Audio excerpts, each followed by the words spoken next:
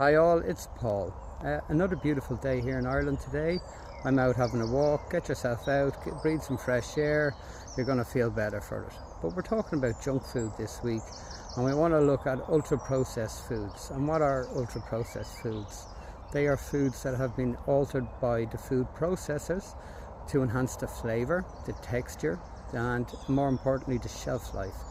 You know, these food processors want you to buy their product again and again, and they add a lot of extra stuff to ensure that happens. You know, they're adding caking agents, preservatives, colourings, flavourings, food enhancers. The list goes on. And if you start reading the food labels, and not just the basic label, read the actual ingredients and see what's going in. You won't be able to pronounce half the words. There's that much junk going into the food. Like, how does it last on a shelf for 3 months? You have to think that. Like, how do they make it and it's still fresh for me to eat in 3 months time, and it's just been sitting there on a shop shelf? So there's an awful lot of stuff added to that to ensure that happens.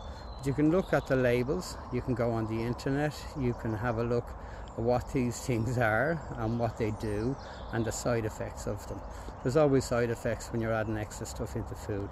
So the only way that you get food without something added to it nowadays is buying whole foods, whole pieces of meat, fish, whole vegetables, whole fruits. At least they're untouched, or most of them are, you know. So just be aware of what you're eating and stay away from the processed foods, the junk foods, the sugary foods. Keep off. You're nearly a week into it and you're doing well. You know, you have to start feeling better. Your body's going to show you that it's feeling better. You're going to start looking better, feeling healthier. But do a bit of exercise. Exercise is key as well, and we'll be looking at that in a later video.